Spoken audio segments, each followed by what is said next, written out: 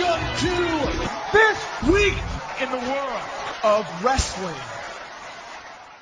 Welcome to TWitWoW, the best wrestling podcast made for wrestling fans, by wrestling fans, on the web today. I'm John, that's my cohort and commentary Ashton, and this is our Monday Night Raw review. And this was the go-home show before Payback this Sunday. Wait. What? Yeah, Payback's this Sunday. Oh my God. That's why I said, we're going to have such a busy week this week. You know what that means though, John, right?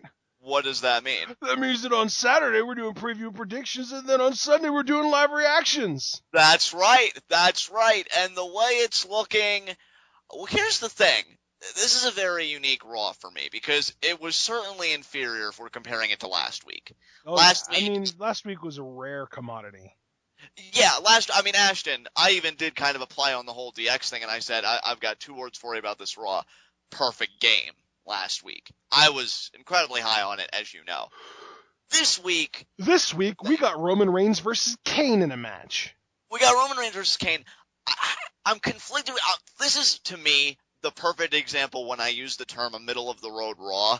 Yeah. Because I didn't hate it. I actually felt like there was some good stuff here, and the Payback card is looking legit. I'm actually looking forward to Payback this Sunday. Tag Team Championship match? Oh, my God. 2 out of 3 falls. You're talking a potential match of the year contender because we gave the Tag Team title matchup match of the night at Extreme Rules. And now with 2 out of 3 falls to work with, if they get time, holy balls. Yeah. So I'm looking forward to that. Exciting developments in the Intercontinental Championship picture. They come in at an unfortunate price, but whenever the water's open, it's an exciting time. Elimination Chamber making a comeback in its own. Yeah, that new pay-per-view got it to the end of May. And I told you, Ashton, and I'll say it here so I don't forget, I hope that we crown a new Intercontinental Champion in a Chamber match. I think that would immediately put it back on the map because it needs to catch up with the United States title in a big way. Oh, yeah. Speaking of the U.S. title, amazing open challenge tonight. Yep.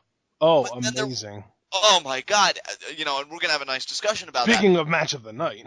Exactly. But as you said, there were other things about this Raw that I really didn't care for. Can I just say, though, there was nothing on this Raw that I really hated? Yeah, me either. Yeah, I completely agree with you. That's why I said... just to put things into perspective, there were a few things that were amazing, nothing that either one of us really hated. Right. So, overall, even though it wasn't a great show, it's trending up. I would give this, and I'd say 7, maybe 7.5 out of 10. See, and it's right because I'm teetering 6 to 7, 6 to 7 for me. So let's just settle for the middle ground and agree on 7. Yeah, that sounds good to me. So with that said, a very, very interesting way of doing the intro because you and I were kind of talking back and forth, a little different. So let's just keep the conversation going. This Raw gets a C-, but it's a weird grading curve because a 5 out of 10 for us isn't a failure. It's just average. Right. I mean, you know how you and I feel about rating systems anyway. I don't even know. Yeah, it's weird because our 1 through 10 is the school grading system between 50 and 100.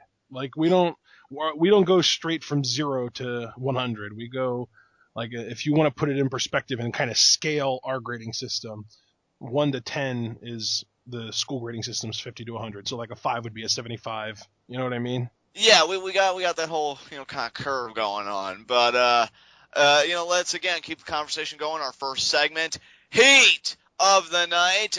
Again, no problems with anything on this show. I didn't loathe anything.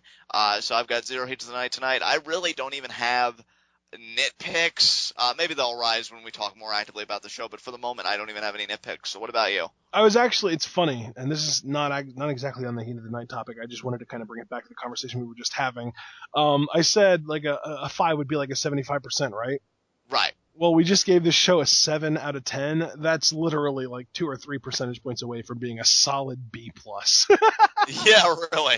So just wanted to throw that out there. This was a B show for us, which is still a pretty good grade, but you're not going to make the superior honor roll with a B. Come on now.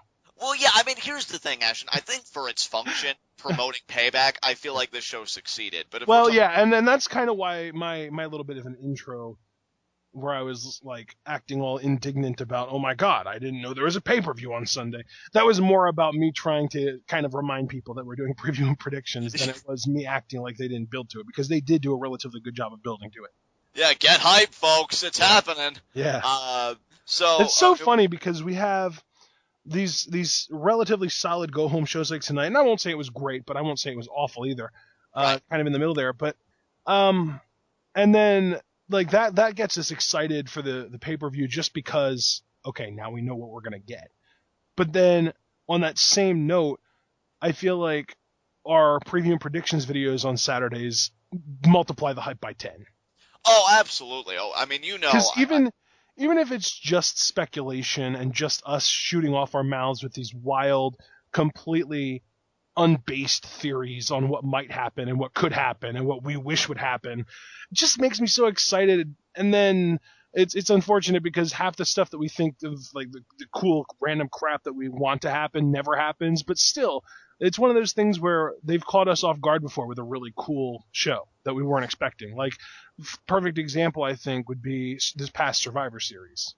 Oh, yeah, absolutely. I feel like when we do preview and predictions, it's one of my favorite, products, if you will, or commodities that we put out, as Team TWitWoW here. I just always love conversing with you. Yeah, content. There you go. It's one of my favorite content that we put out, under the TWitWoW banner, because I just love the discourses you and I have about each matchup. I mean, hell, even Divas matches at times, you and I can have a really great conversation, giving the women some shine, which I love. I think that makes us so distinct. Mostly NXT women, though. Mostly NXT women, but my girl Naomi right now, she's getting stuff done. So I know, but good. I don't necessarily think we're going to disagree about that match on Saturday.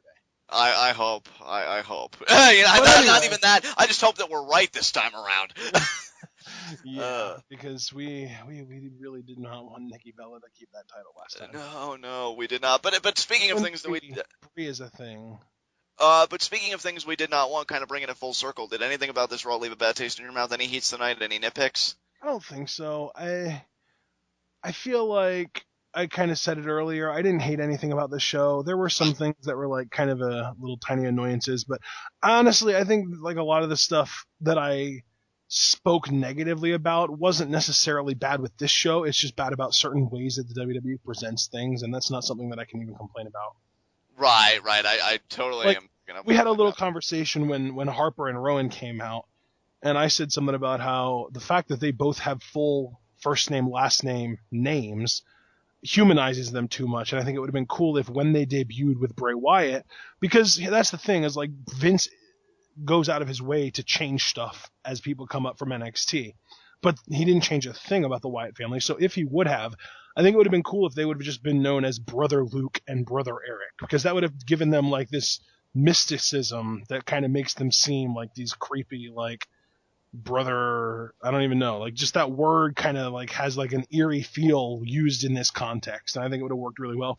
And then like for Rowan turning face, he probably could have even used the name Eric Rowan, just because it's like when you turn face, it's like your identity is given to you again. Yeah, the whole thing with the Wyatt family, like, I did like that idea of yours, and you know what it always comes back to with me? It's always the little things. It's always the little subtleties that I think go a long way with any character. I'll have more to say, and I feel like I should save it when we get to their segment, particularly Rowan's match tonight. I do have one nitpick now that I think about it. I really, really do not like that they're actually using the Macho Man's theme song for for Macho Mandow.